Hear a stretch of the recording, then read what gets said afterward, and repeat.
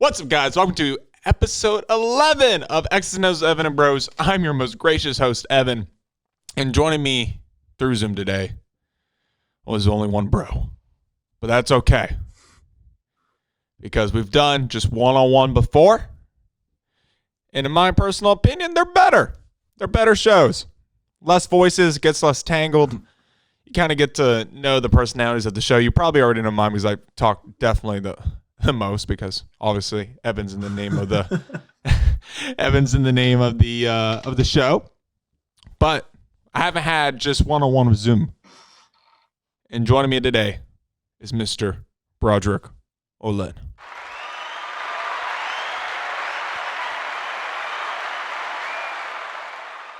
Yo, I'm exhausted. You're tired. I barely got any sleep last night. So my sleep schedule is definitely fucked up, and I get one. So I always waste my F-bomb in the first. Always use it in the first minute or two. I always waste it in the first minute, but that's fine.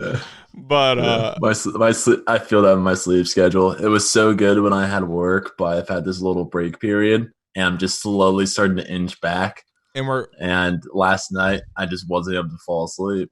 And we're blessed that you have been able to have this little break, because last week you weren't able to be on. But this week you have been able to be on. But it's funny because the people who were on last week haven't been able to be on this week. So it's just kind of hopefully, because episode 1 had, 5 of us on. So hopefully maybe we'll get to that point, maybe celebrating like an episode. I don't know. What anniversary? Well, that's a big episode. Episode 20, if this thing's still going. I feel like 25 would be a good one. 25, and then you hit 50, and then you hit 75. Maybe we go into 25. Maybe we go in that range. But yes, it has been, kind of a slow news period over the last couple days. There have been some stories of significance. One of them that we're going to be getting with is Sabrina, and correct me if I'm wrong, Broderick Ionescu. Is that how you say her name? I have no idea how to say her last name. I know how to spell it. I have no idea how to say it. That's probably when I see it, I want to say like Ionescu. Well, yes, but I've heard other commentators say her name, so that's why I'm in Ionescu. That's it's because I don't think they pronounce it as a U. I think it's more of a But Sabrina, formerly number one overall. Yep. Formerly number one overall pick was of the Oregon Ducks, where she dominated college basketball. And now she is with she's with Liberty, the New York Liberties. New York Liberty. So you put up a massive game yesterday in her second WNBA game. We're going to talk about that. So kudos to her. Next, we're also going to be talking about the first college football player. First college amateur player has opted out of this fall season. He is going to train for the NFL draft. That is, if I have his name up here correctly. Sorry. Let me get everybody's names right. His name is... I know he plays for Virginia Tech. He plays for Caleb. He's a top cornerback in the draft. Caleb Farley. Caleb Farley is opting out of the fall season, which this is interesting, and we'll go more in depth on it. Virginia Tech cornerback Caleb Farley, because this could impact who I think even bigger named athletes who have yet to come out and have opted out. And I think this is actually going to be a common trend, because I think they already see a lot of their college basketball colleagues leave early for the draft, because they can leave after 1 year. So I think if players get, because I know I would, if I got the opportunity and I knew, and like he's going to be a top prospect, cornerback prospect. I've never heard of his name, but nobody watches Virginia Tech football. So it'd be interesting to see what people are telling him about his draft stock and what he can expect come the 2021 NFL draft. But moving on. We're also going to talk about Joe Kelly, who was suspended for by the Dodgers, correct? Or by MLB. For they played the Houston Astros the other bullshit. night. And, there's my curse word. And he did you see his Instagram post? No, I didn't. So it's him with his 3 kids or whatever, but he pasted over Houston Astros players over their faces. I love Joe Kelly. So I'll let Broderick take the reins on that one because I know nothing.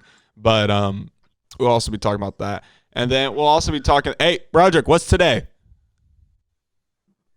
Thursday. It's Thursday. The start of the NBA season. The start of the NBA season. The greatest league in the world begins tonight. And so we are going to run through the games of the weekend today. Well, again, we shoot this Thursday. So Thursday, Friday, this comes out tomorrow, Friday, Saturday, and Sunday. We're going to predict our games. Okay, I have got a lot of games to predict. We got a lot of games to predict. We're going to keep them written down. And then hopefully and then when we shoot episode 12 on Sunday, we can react to our picks. Maybe the later games we won't be able to, but we'll be fully able to basically talk about how right we are. Maybe we'll get into betting. Who knows? It's going to be rough. You think it's going to be rough? I have no idea what to expect out of these teams. It's a good point. I don't look too much into the scrimmages just because they're like preseason games. Also, Bleacher Report the NFL Network finished up their top 100 players of the NFL. And now these are voted on by the players. They let you know before every episode. That way you can't get mad at the NFL Network. These are player voted in. And so we're going to discuss their top 10. Kind of surprising top 10. I think the lack of defensive representation is kind of interesting. There's only 2 defensive players in the top 10. I don't know what that says about the league, what they respect more. I don't have a problem necessarily with the players. Maybe they're positioning in top 10. Just a couple of them. Actually, I think it's a very good top 10. I think this is the most honest list because you're getting the players vote. It's not like the media. It's like It's the people who's, plays the game. So I'm a fan of it. I'm not mad at it, but it's just kind of a weird positioning for some of them. So that's going to round out our today's show. Now, further ado, let's get this show on the road. X's and O's with Evan and Bros. Yeah. I forgot my water. Damn it. Rookie mistake. X's and O's with Evan and Bros, of course. It's a talk show, man, talking about sports. The one and only Evan Miller, yeah, that's your host, doing analyzing with the side of jokes. Ayy, X's and O's with Evan and Bros. X's and O's with Evan and Bros. X's and O's with Evan and Bros. Ayy, analyzing with the side of jokes.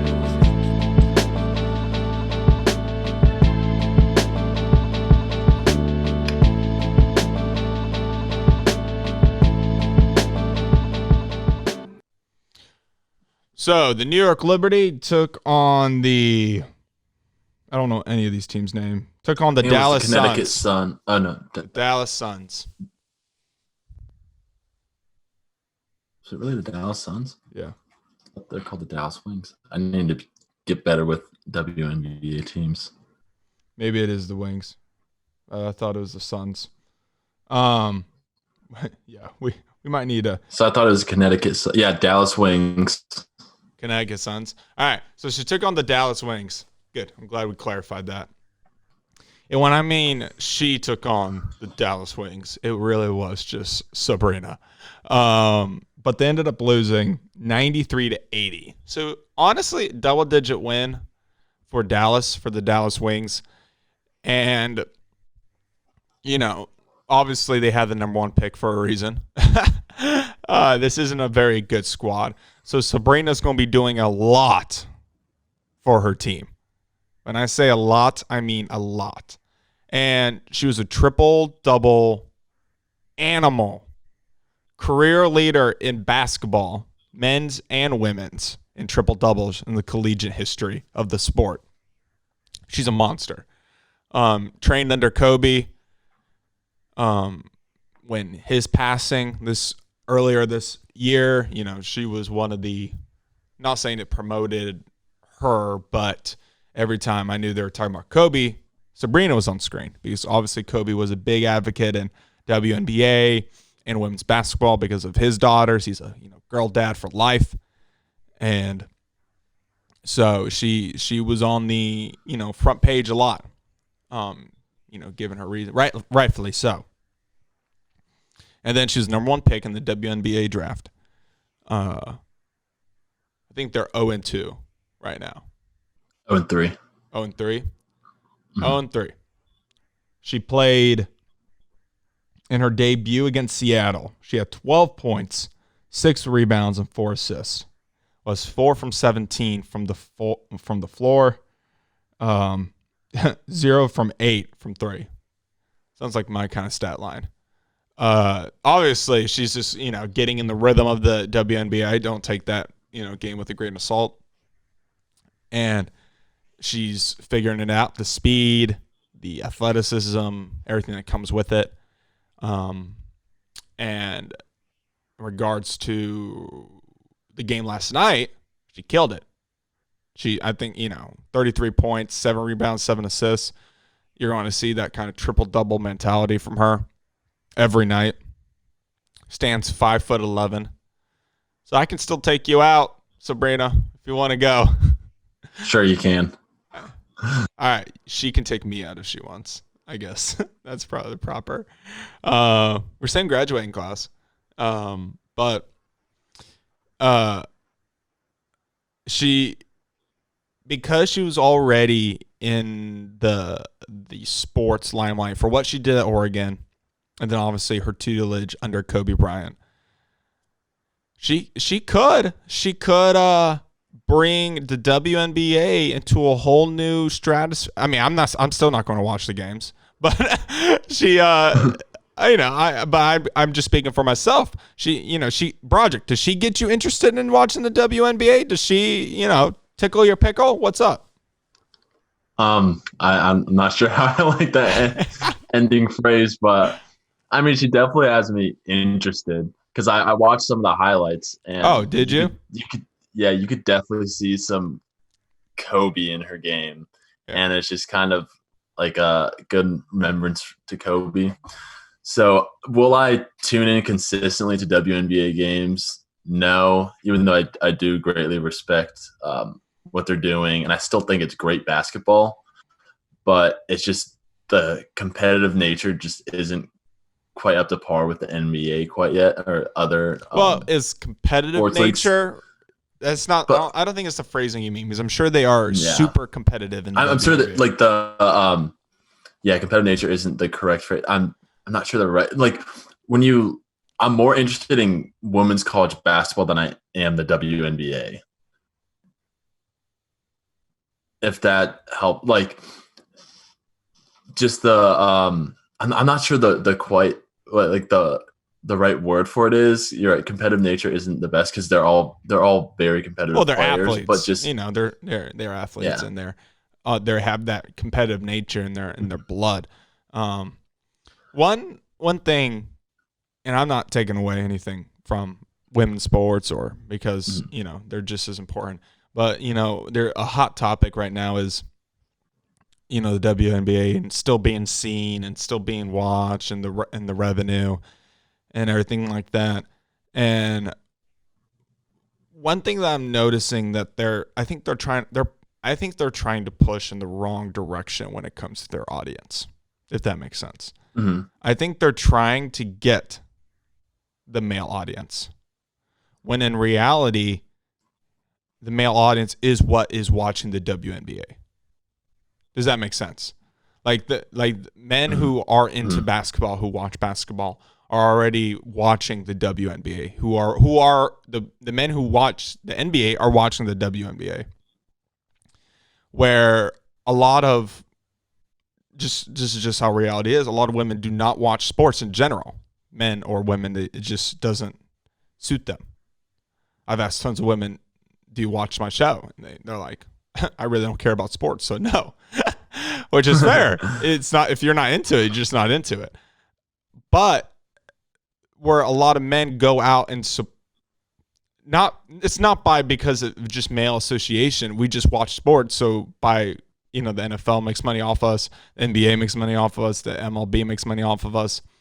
Where I think, like on Instagram, I've been seeing these posts: women support women, strong women support women, or something. It was something like that hashtag. It was all day yesterday.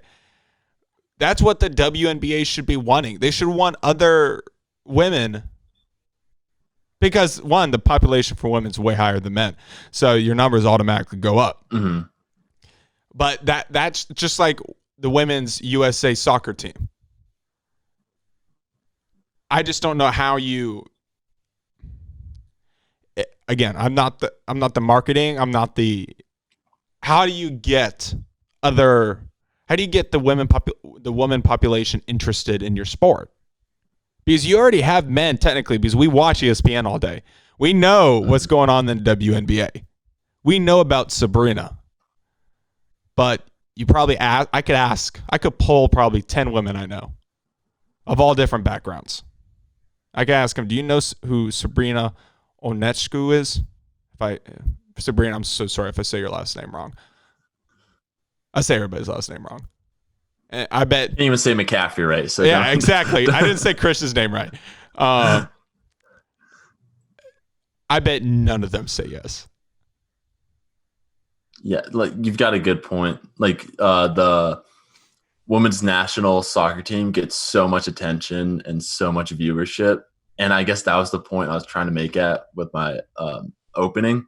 It's just I still don't know the right word for it, but there's just so much more interest in like that and women's college basketball than there is with the WNBA. But my point is, but men are still the ones watching them. Yeah, men are still the ones watching, so they have to get like the woman that's basketball players involved, which I don't quite know how to do that. I don't know how to get women interested in watching women's sports. Like how men are interested in watching men's sports. Mm-hmm. I don't know how you break that barrier. I really don't.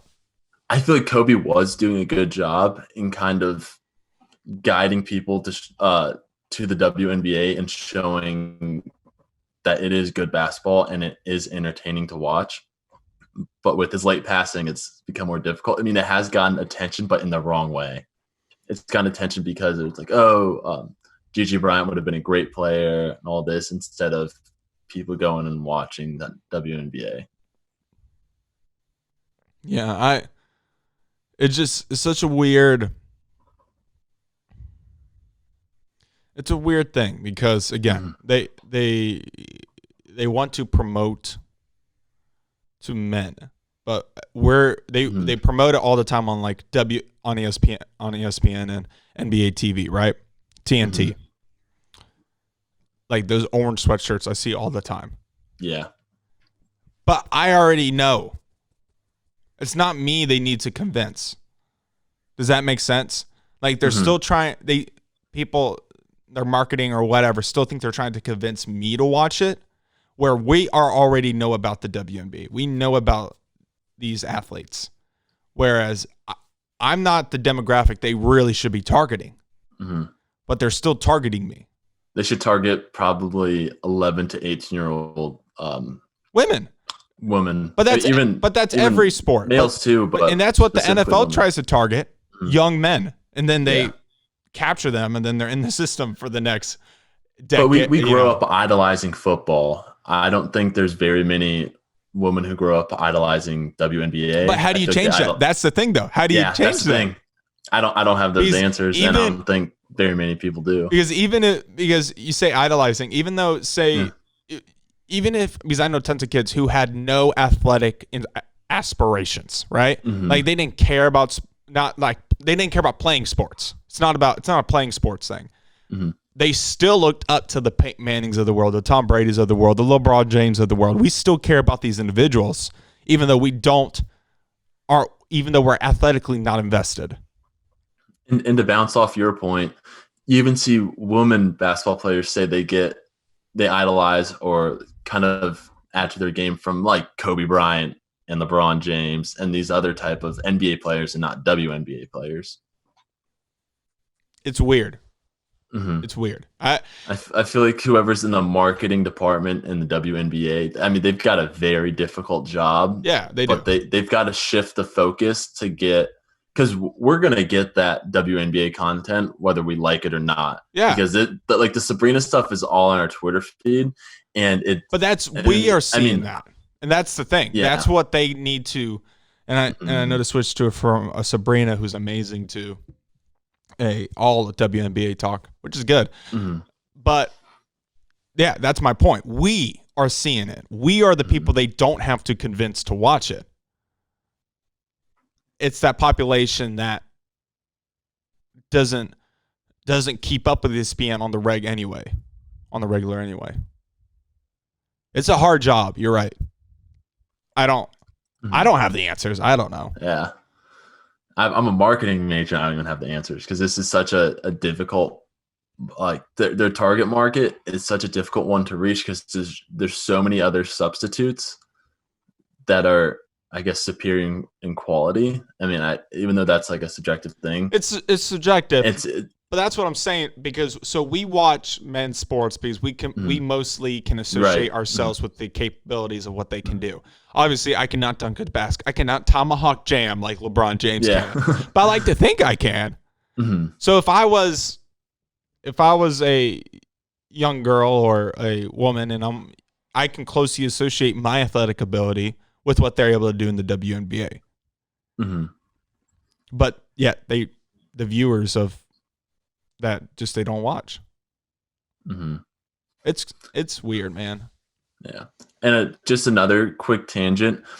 I don't know if you saw what the Phoenix Suns did. No. But they were posting about the WNBA and some guy commented under it and he said, "No one cares." And the Phoenix Suns, I love this, that they answered back and they said, "Your profile pic has a picture of Kobe Bryant. If you idolize Kobe Bryant, you should support the WNBA too because he was one of the biggest names that were a supporter of them." They started just going off on him about that. And I think that's such a good thing that they did and so true is how there's so many Kobe Bryant fans out there that don't have a respect for the WNBA. When Kobe was such, like we've talked about this whole segment, Kobe was such a huge advocate for the WNBA. And we just need more people to, I'm not saying tune into these games and watch them, but don't go around clowning the WNBA because these are superior athletes. Like I played pickup with a Georgia basketball player, women's basketball player, and she wasn't even a starter, and she was still giving me work. Yeah. And I played basketball in high school, and I still play all the time. So these people who can think they can just go out there and be WNBA players, they're just wrong. And I feel like people need to have more respect for these players. Agreed. All right, moving on. Hey guys, take this moment to like and subscribe. And also follow us on the Instagram and Twitter at Curbside Entertainment and at Curbside Network, respectively. You can also find us on Spreaker, Apple Podcasts, and Spotify. Hey guys, welcome back to X's and O's with Evan and Bros. I'm your gracious host, Evan, and joining me through Zoom is Mr. Broderick Olin.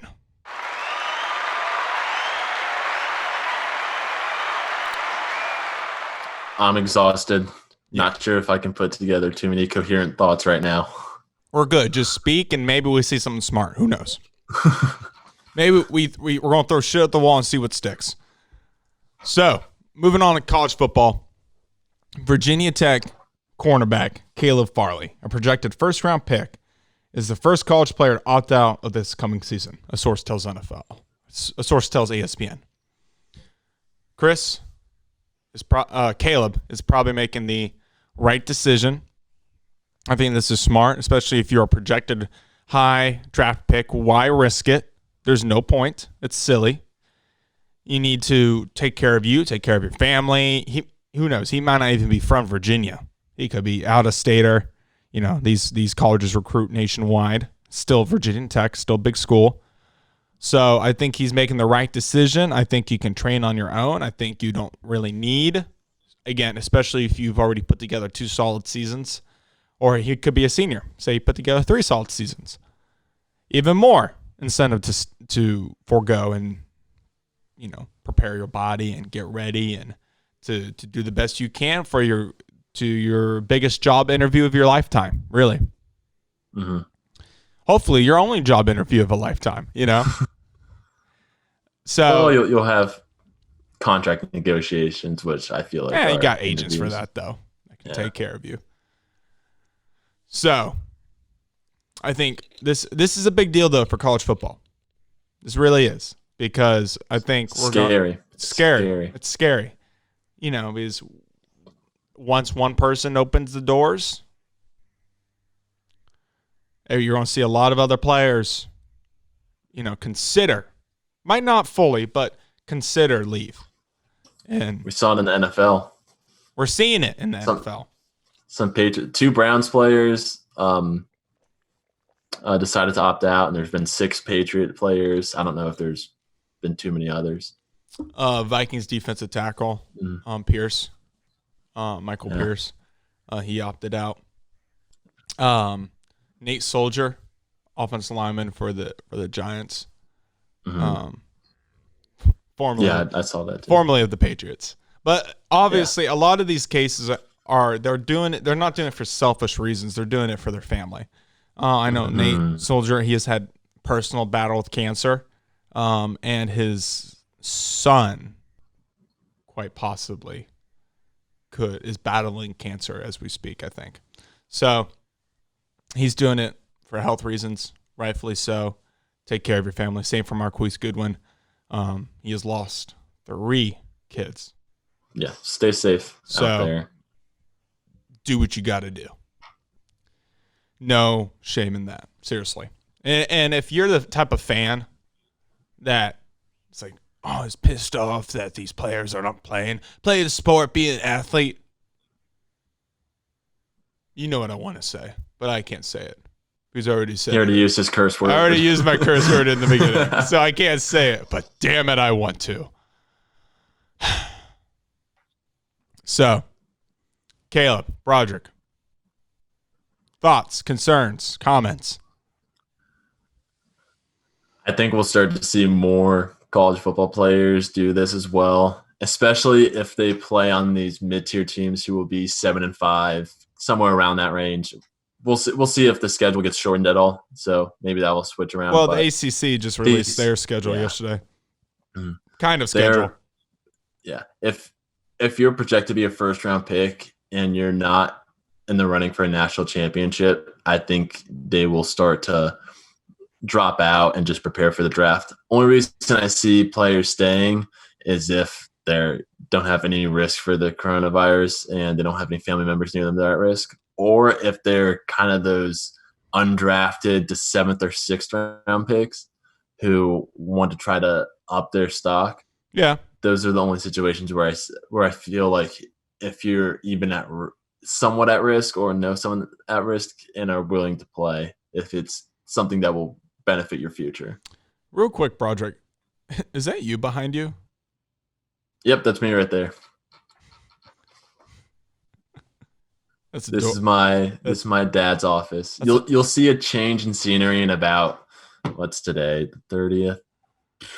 2-3 weeks I'll be back in Athens, so no more pictures of me or my grandfather. No more little Broderick.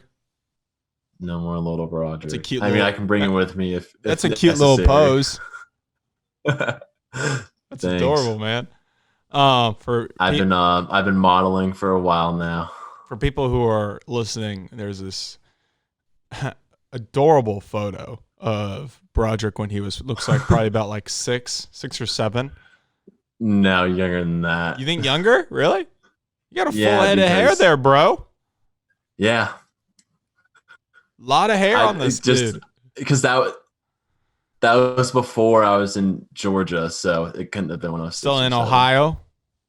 I actually wasn't in Ohio. Oh, probably that was probably Wisconsin, to be honest. Dude, I was in Wisconsin. Where? Waukesha.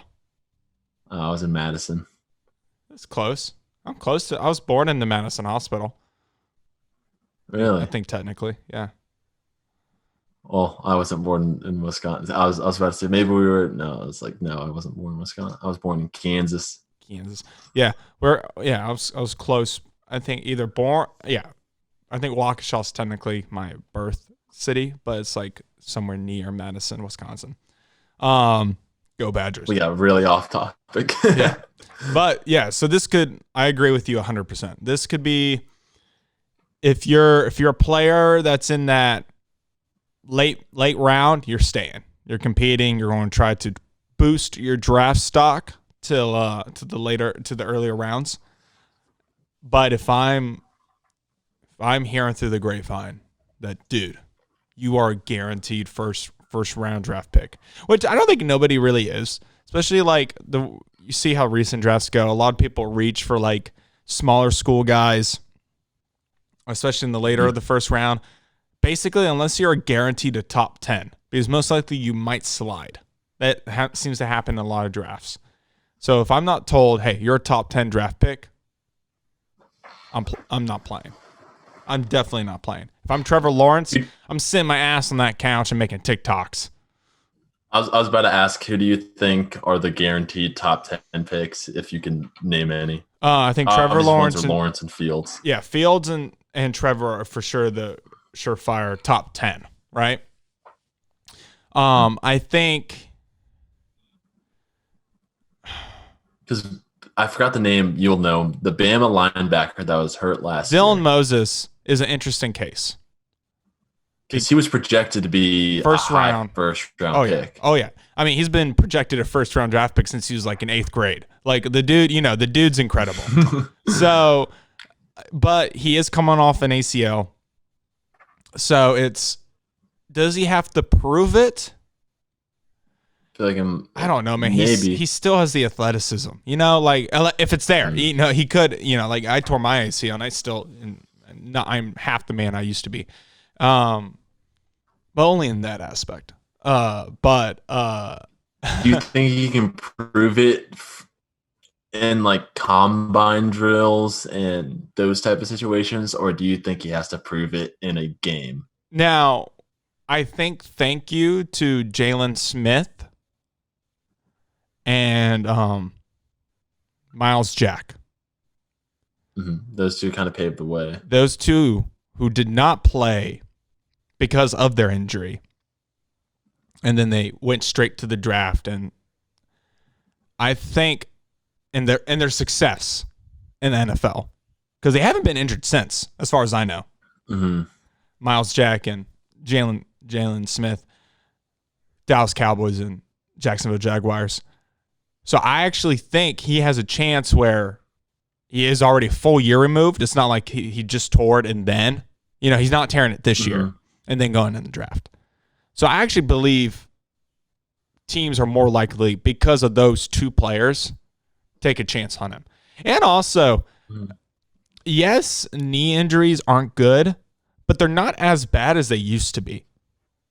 The way they make them sound, Like, it seems like more players, easily get them. It seems like more players tear their ACL or tear their MCL or tear their PCL more often nowadays. But it seems like they're able, especially like Adrian Peterson, MVP. So it's like, I think he still has a chance. I still think he's a linebacker. I still think he'll go in the teens, even if he puts together a hell of a season. Mm-hmm. But he was a monster before, so yeah. No, yeah, and he has a chance of going to top 10. I'm not saying he won't, but it's just linebackers is kind of iffy, And sometimes guys slide for whatever reason. Like Greedy slid. He was a projected top 10, then fell to the second round, and you'll see that with so many players. That's what I'm saying. Especially for some reason, some of these players who are pretty successful college athletes, like our boy, our age. He plays for Cleveland now. Bama linebacker.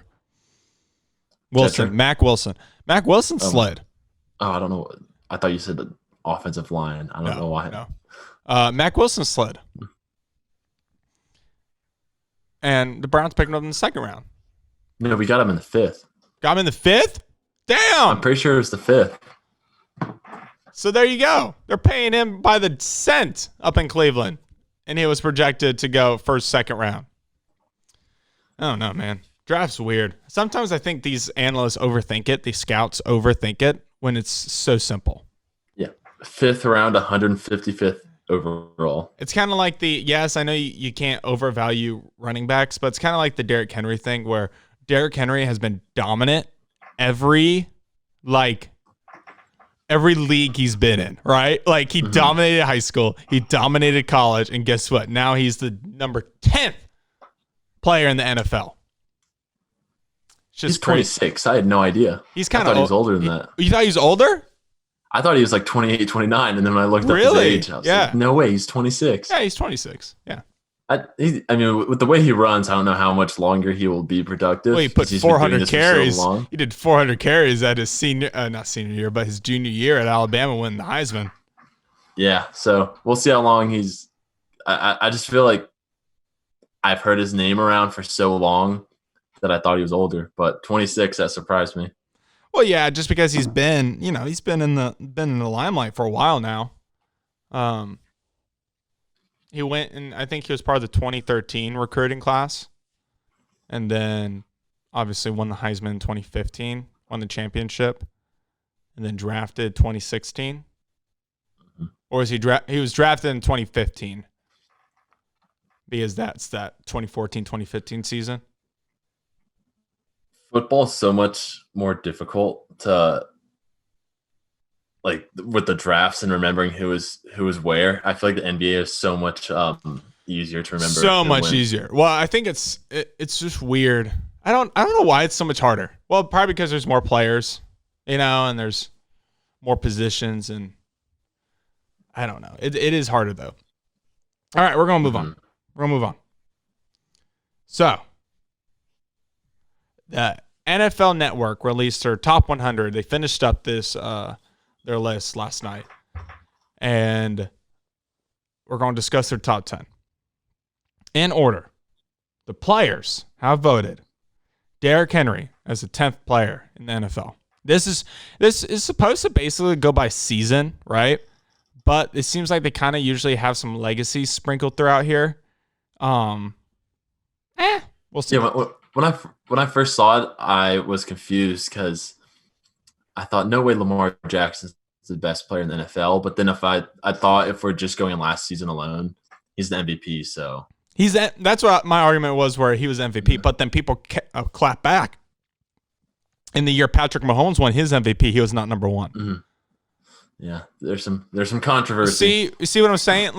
And again, these are the players, so these players know. So I really don't want to argue with the players, but they just have some consistency, because I think we all agree that Patrick Mahomes is the best player in the NFL. So it's like, huh. I mean, we did our top 5 quarterbacks, and Jackson's not even my second rated quarterback. And so, so number 10, Derrick Henry. Number 9, Stephon Gilmore. Number 8, DeAndre Hopkins. Number 7, George Kittle, a tight end. Number 6, Christian McCaffrey. Michael Thomas is 5th. 4 is Patrick Mahomes. 3 is Aaron Donald. 2, Russell Wilson. 1, Lamar Jackson. So I'll go my takeaways, and then I'll hear yours, Broderick. Big takeaway: only 2 defensive players in the top 10, which is kind of weird to me. I don't know if that shows the way the league is shifting to a more offensive-driven league, and players realize that, or it's just, I don't know. It's just kind of weird that they only have 2. No linebacker. You see Aaron Donald, a pass rusher, and you see a shutdown corner. Kind of interesting. Another takeaway: you see 2 running backs in the top 10. Derrick Henry and Christian, which kudos to them. Derrick Henry had a monster year. Christian is probably, by this account, they believe he's the best running back in the NFL.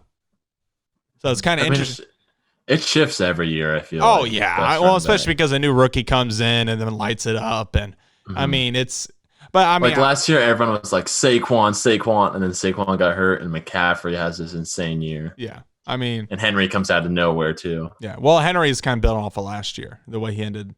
Yeah. The 20. I'm just meaning in the sense, like the last 8 games, he had an insane amount of yards. Oh, yeah. What? His first 5 compared to his last, are night and day. They're like 2 different people. Yeah. So only 2 defensive players, 2 running backs, surprising. And then last one, I guess I would say is George Kittle, a tight end. Now, yes, I think you put George Kittle as the number 1 tight end. I don't have a problem with that. I think that's easy. I think it's George, Kelsey, and Zach. 1, 2, 3. But it is, I don't know. He does do a lot for that 49ers offense. He does so much. So I guess it's nice to see him get notoriety for it. But still. 7? Maybe I would put 10. Broderick, what are your takeaways? And I have more, but I just wanted to limit it to 3. I like how you mentioned that there's a lot of offensive players, because I feel like it's now a more offensive-driven league. Well, exactly. So does that reflect? So I think that does reflect it. It's just people value offense now, because ever since the emergence of Patrick Mahomes, people are more entertained by like those. Remember the Rams-Chief game where it was like 52-48, and it was just an absolute slugfest. Well, I think it was 52-57. It was insane. It was some insane amount. They combined for over 100 points, I'm pretty sure, or close to it. Close to, yeah. And I just think that's what people value now.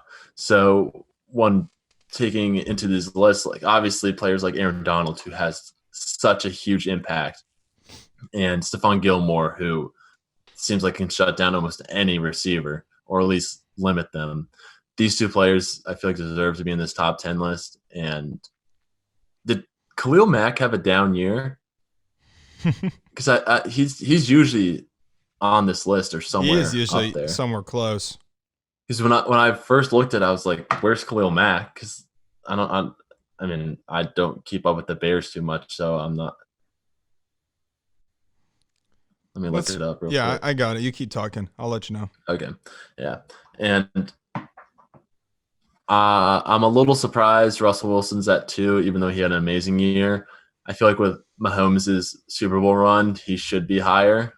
I definitely think Wilson should be in the top 5, but I think Mahomes should jump him. I know Mahomes was injured a little bit, but just the way he played in the playoffs, I feel like is deserving him to be up there. Jackson had an amazing year, and I think deserves to be number 1. Is he the number 1 player in the NFL? No, but just based off last season, I think he should get the number 1 spot. And like you said, Kittle's a little surprising at 7. He is the top, one of the top 2 best tight ends in the league. You can make an argument for Kelsey, but Kittle is just such a huge part of that 49ers. Yeah, Kittle just does a little. I don't know. He just does. I think Kelsey's a better receiver. A better receiver, definitely. Yeah, but Kittle just does so much for that offense. So Khalil Mack, totality. I guess so he had 8.5 sacks, 47 combined tackles, 40 of those solo, some of them assisted. Was he injured at all this year? Played all 16. Whereas last year he played 14. He had, it's just sack numbers, but he had the same amount of tackles. He still had 47, but he had 12.5 sacks. Not too down of a year. I mean, yeah. Yeah, I mean, I assume he's still like a Pro Bowler or something. Probably. I mean, the Pro Bowl means shit, to be honest. Yeah, it doesn't really mean. I mean, if Trubisky was able to make a Pro Bowl, then I feel like there's not much value to that's it. Yeah. I mean, come on. But yeah, I mean, George Kittle. I mean, yeah, Travis Kelce, best receiver, but George Kittle just all around is probably better tight end right now. which I feel like I would consider myself a casual NFL fan, but there's even more casual fans than me that think tight ends only qualification to be a good tight end is receiving numbers, and people don't value blocking tight ends as much as receiving tight ends. True. What do you think about number 1? Lamar Jackson. See, based off just this past year, yes, I think he deserves to be number 1, but you also mentioned how legacy is kind of put into it, which makes me feel like he shouldn't be number 1. But if it's just based off of last year, then Jackson, I think, is deserving number 1. But if everybody agrees that Patrick Mahomes is the best player in the NFL, why? Like, if it's a known fact, why is he not? Why is he not number 1? I kind of look at it like the NBA with the MVP. For like 10 years, we've been able to say LeBron's the best basketball player in the world, but he hasn't gotten the MVP every single year. I think of it similar situation. I know it's not the same because MVP is kind of varies a little bit, but I look at it the same way. Because you look at Mahomes' year last year with the 50-plus touchdown passes, and you look at him this year a little bit down. Yeah, but his down is not much. His down is still everybody's great. Mm-hmm. Yeah. Like, I don't know. What do you think about DeAndre Hopkins? Like we've had discussions about this, how we both think Julio is the best receiver, and same with Eldad. So I feel like there's just a whole disrespect with Julio going on. But I feel like did Julio have a? Let me look up Julio and compare it to the Hopkins numbers. But I just didn't think Hopkins had that big of a year last year. Yeah, that's what I thought too. That's why I'm confused. Now he could have, and I could be completely wrong. I'll eat my words right now and apologize to Mr. Nuke. But obviously I understand why Michael Thomas is number 1. I don't have a problem with that. That makes sense. And yeah, I mean Julio had like 200 more yards. Hopkins had 1 more touchdown. Compared to each other? Yeah. Yeah. So it's like this Julio Jones disrespect. Yeah. I'm sick and tired of it, man. So, yeah, Hopkins had 6 more receptions, 1 more touchdown. Julio had 200 more yards. So, it's, I guess, what you value more. Do you value those 200 yards more? People love scoring. Yeah. I don't know. I didn't even realize it was that close. I would have hoped if I saw that DeAndre Hopkins was 8, I was missing something. And he would have been. Now, yes, Julio Jones has been in the top 10 for like years. It's not like it's a... And again, people come in and out of this list. 1 year it'd be like so-and-so's in, and the other year they're not. I mean, they still have some really good players who I think are way too low. But then again, how do you take their spot, Mm-hmm. I think it's bold. I think you have Russell Wilson on the top 10. But considering he hasn't even won an MVP yet, I'm shocked that they have him as 2. That 2. I mean, maybe switch him and Patrick Mahomes. Yeah, that's what I was saying. Right? Put him at 4 and put Patty at 2. Yeah. Russ definitely deserves to be in the top 5 or somewhere in. I mean, you can make an argument for him not being top 5, but definitely top 10. Yeah. Yeah, for sure, top 10. I just think that 2 spot's just like, it says a lot what people think of him and what he does up in Seattle. Mm-hmm. And how trash probably people think that Seattle team is. I kind of want to see him on another team just to see what he can do with the good offensive line. Well, yeah, good offensive line, just some. I mean, you give him like Dallas's weapons. Yeah. Also want to see how bad that Seahawks offense is without Russell Wilson. All right, everybody, we're going to take a quick break. And then we'll be right back. We're going to finish up. We're going to give you our predictions for the weekend regarding the NBA schedule. Take this moment to like and subscribe. And also follow us on Instagram and Twitter at Curbside Entertainment and Curbside Network, respectively. You can also find us on Spreaker, Apple Podcasts, and Spotify. What's up, guys? Welcome back to X's with Evan and Bros. Little MLB talk.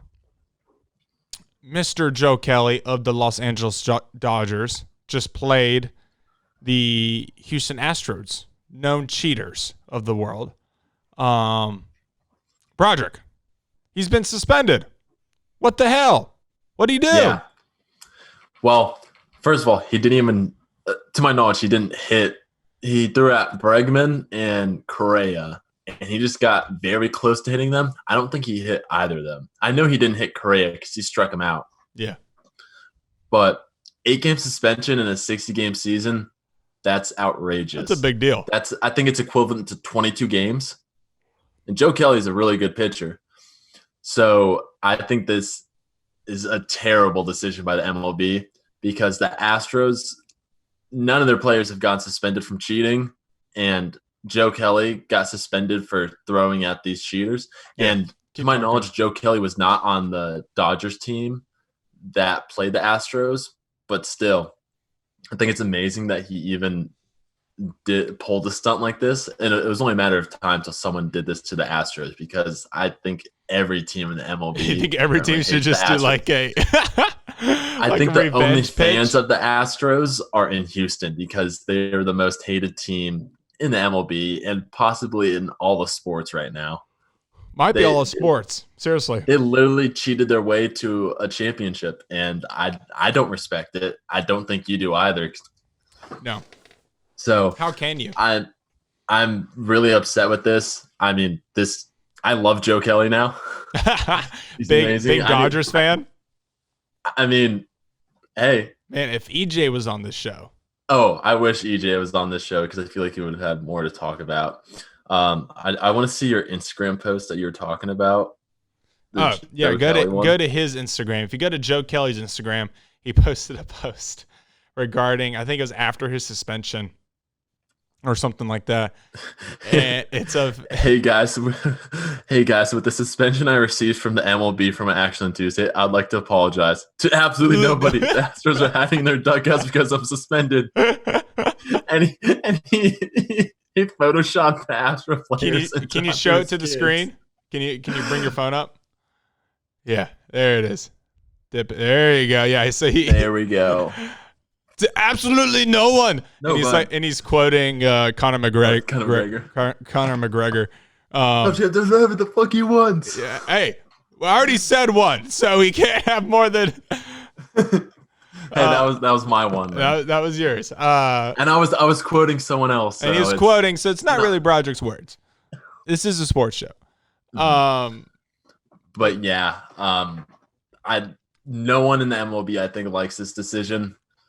I don't hope these Astros players get hurt, but I mean, I don't see any of these pitchers really going light on them. Yeah. Because I know during spring training they were getting thrown at, and I expect to see this more. Expect to see more of it. Yeah, and I don't want any player's safety to be in jeopardy.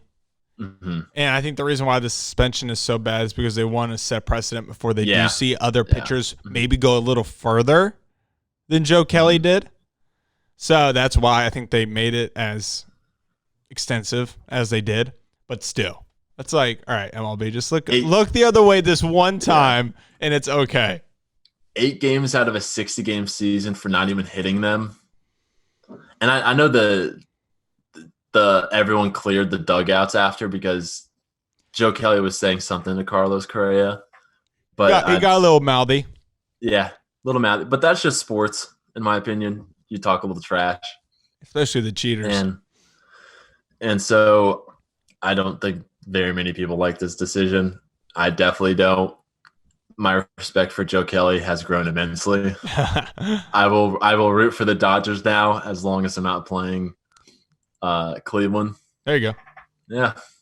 All right. Big Joe Kelly fan. This is a big Joe Kelly show. We're big Joe Kelly guys. Not the LA Dodgers, but Joe Kelly. So we're gonna move on. The NBA is Let's go. back. Let's go. Oh my God, I'm so excited. So we're gonna run Me and through. you have been waiting for this. We're gonna be running through the games. We got 2 really good games today. Actually, obviously the NBA knows how to schedule, and they throw Zion at us, and then Clippers, Lakers. So you kind of get one team that you're really excited. Jazz are good, so I'm excited for that game. But obviously they want Zion to be front and center. And then when it comes to, and see if they can start this, what? How many games are they back from the Memphis Grizzlies? I think they're 3.5 right now. So they're trying to maybe even put pressure on Memphis if they get this win today. Kind of. So we'll see. But Pelicans kick it off. Then Lakers Clips later tonight. 9 p.m. Eastern Standard Time. 6:30 p.m. Eastern Standard Time. So with these two matchups, we got Jazz. We got versus Pelicans. Who you got? I wish I could have seen more Zion in the scrimmage games to get a better feel for this team. He is playing tonight after quarantine. So I'm going to go with the Jazz tonight. I'm going Jazz as well tonight. Are you writing these down? Yeah, I'm putting on my phone. So we got two for the Jazz. 2 for the Jazz tonight. I feel like we might differ on this next one. Maybe.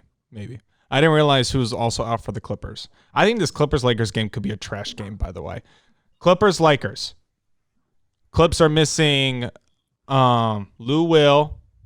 They're missing Montrezl Harrell. And they're missing another key player.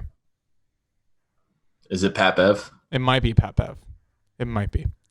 And then obviously the Lakers are missing the 2 guards, but they replaced the 2 guards. JR is looking nice. No, he's looking a little shot happy. 20 points on 6 of 9 shooting. Yeah, against everybody's B team. So I'm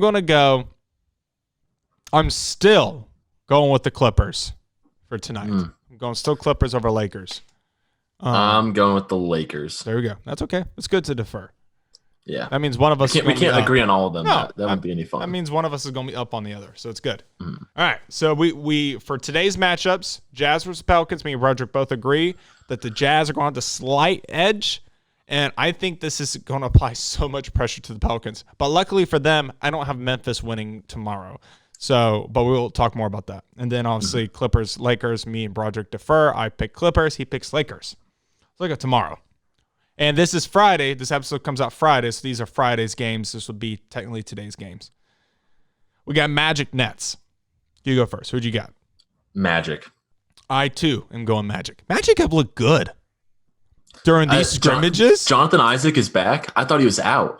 Yeah, he's back. I thought he was done, and he looked amazing. He looked really good. I mean, again, still scrimmages. But it's hard not to look at that. And this is kind of their home court. You know, like this is...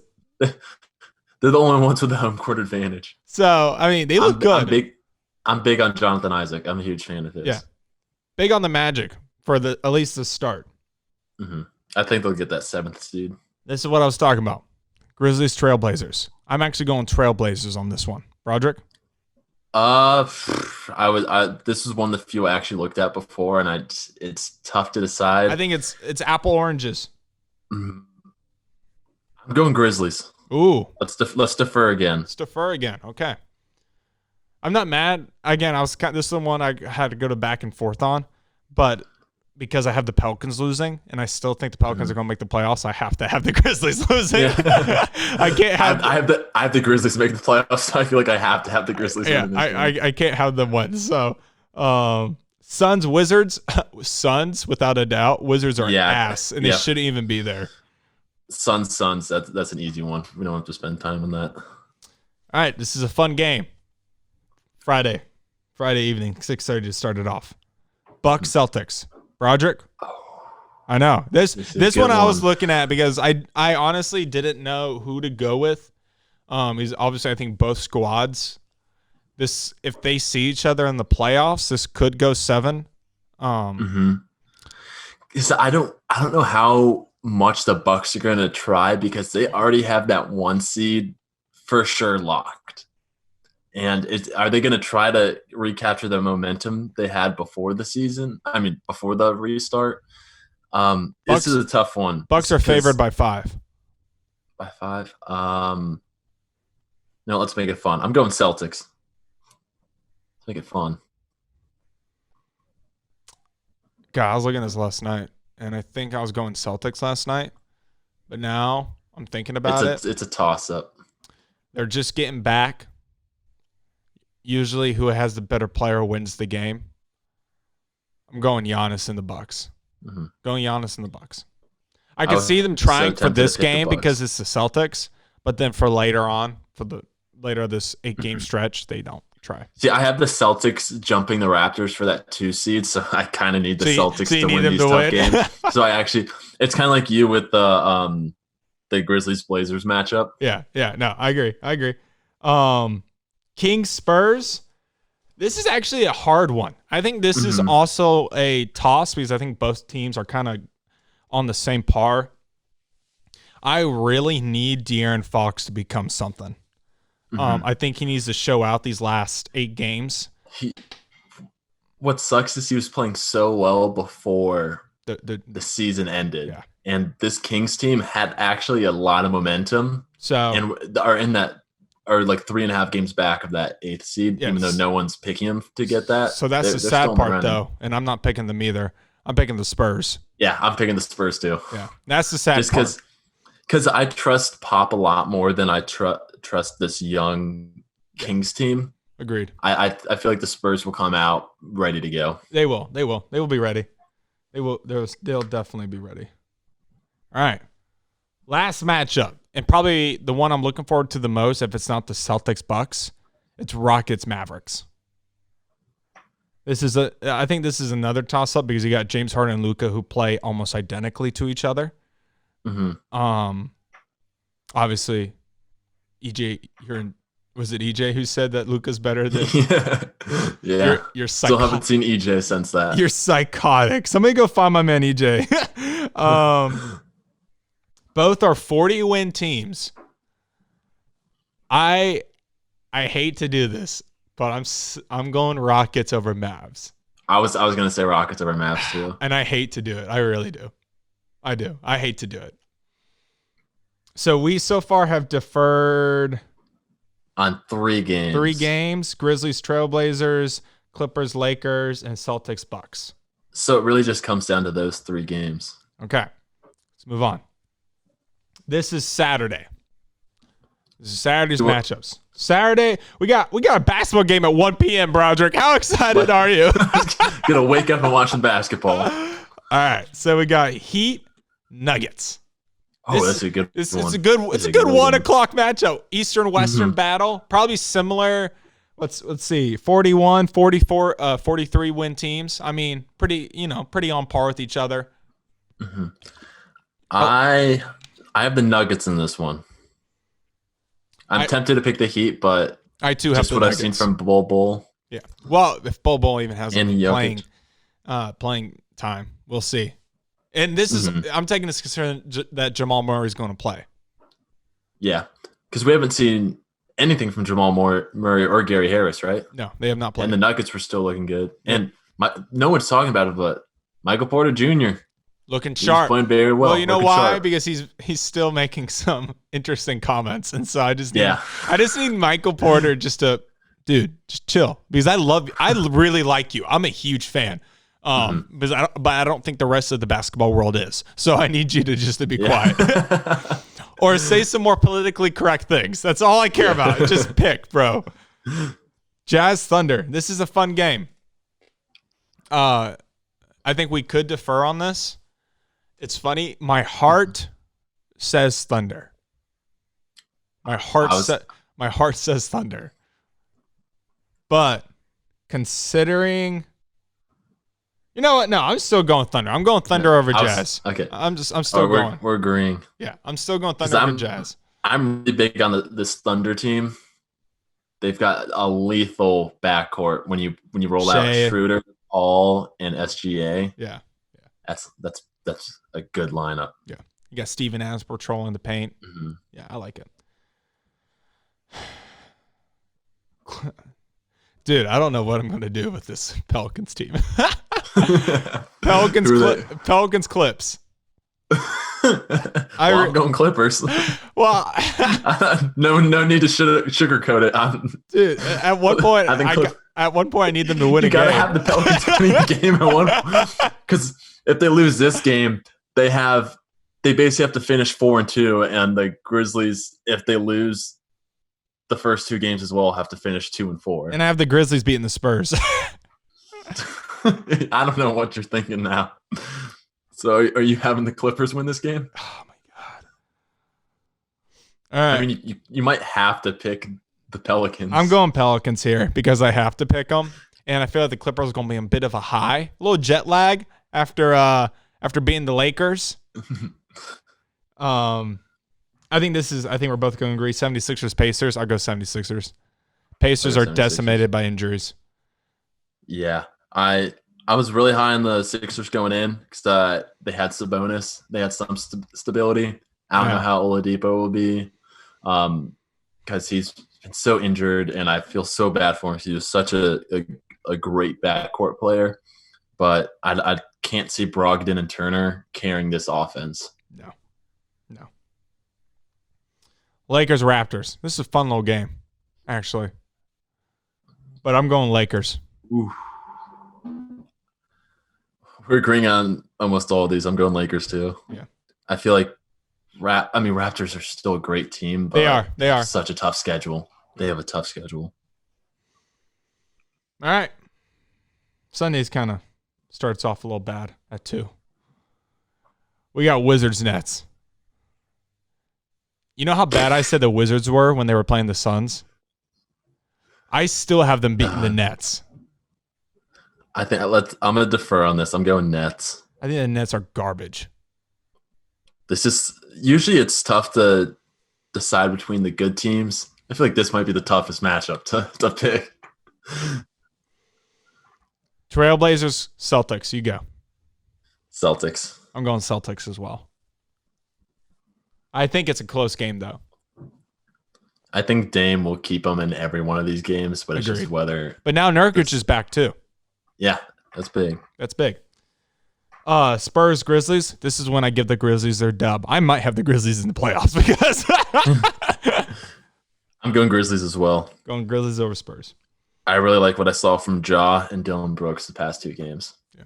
I was worried at first, their first scrimmage game, but Ja needs to learn how to land, bro. Yeah, that one leg stuff is scaring me. Land on 2 feet. Kings, Magic. Magic. Yep. I feel so bad for the Kings. Mm-hmm. Last 2 games.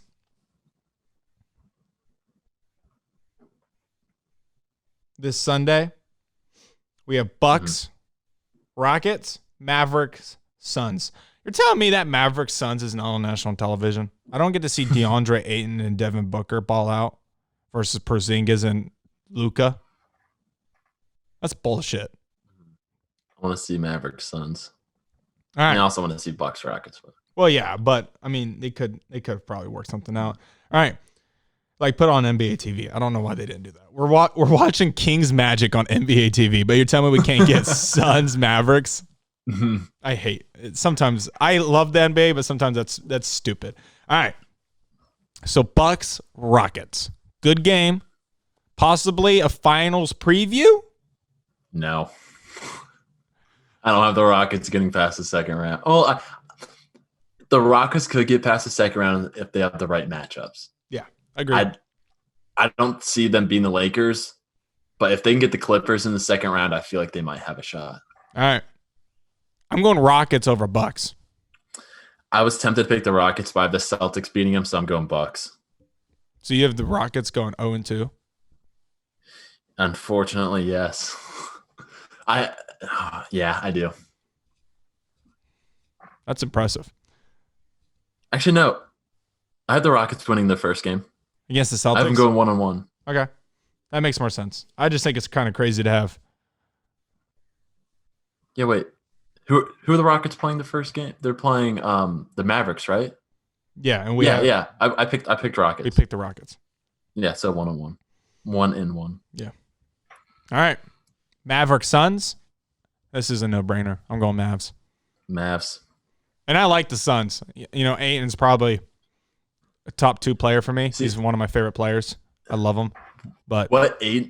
Aiden needs to work on drawing fouls because when you look at his numbers, he's averaging about 17 and 10, but he's getting only 2 free throws a game, which is terrible given how skilled the player he is. Yeah. When you look at Gobert is averaging 8 shots a game, but somewhere close to 6 free throws. It was like 5 or 6. Aiden's averaging double-digit shots and only 2 free throws a game. Two free throws a game. If he can work on that and get to the foul line 6 or 7 times a game, he'll be an easy 24, 25-point scorer a game. But until then, that the Suns won't be able to make that next step. Yeah. Unless Booker scores 100 points a game. You got close to once, but and still lost that game. Still lost. I think we got some fun matchups this weekend. I'm excited. It's finally back. We're ready. We've been hungry. I can finally just sit down, turn the brain off, and just get excited for once. It's gonna be fun to see these. So how many games do we have defer? 5? 6. We defer on Lakers, Clippers, Grizzlies, Blazers, Celtics, Bucks, Clippers, Pelicans, Nets, Wizards, and Bucks, Rockets. All right, I want a little asterisk next to that Pelicans, Clippers, though, because no, that's on you. That's on you. In reality, I truly believe Clippers will win that game, but I have to pick the Pelicans to win that game. So, I mean, that's kind of me with Celtics Bucks, where I want to pick the Bucks to win that game, but I have to have the Celtics winning. Yeah, that's fair. We can put some asterisks next. So I guess that evens it out. I guess. Whew. Dude, I'm ready. I'm so ready. Ready. We've been deprived, and tonight first game's at 6:30, right? Yep. They reported 0 cases again. That's awesome. Let's go. So let's keep that up. I saw a meme where it's like NBA testers and they're like all in lab coats and shit like that, looking at the dials, and then it's like every other major league's testers, and it's that guy who's like checking people. The guy doesn't even touch them and just kind of waves his arm around literally them. And so that was the comparison, and I giggled. I thought it was funny. Well, hey, that is episode 11 of X and O's Evan and Bros. People, Broderick, where can people find you? On Instagram, I don't even know my handle. Wow, it's I'm Broderick Olin, and then on Twitter, original. Sorry, Broderick _Olin. Okay, this has been a long. I got 0 sleep last night. I feel like I had 0 I'm gonna listen back to this. Yeah. And I'm gonna be like, what the hell was I thinking saying that? Or, like, I'm trying to formulate sentences and it's just not going. Yeah, my Twitter, go back on topic. My Twitter is Broderick Olin. All right. And Broderick is still working on that website. Just cut me off. Cut me off. I'm done. Leave the damn chat. But yeah, let's hit that outro. Website's coming soon. Be on the lookout for that. It's looking good. Shout out Jack Rager. Thank you. Peace.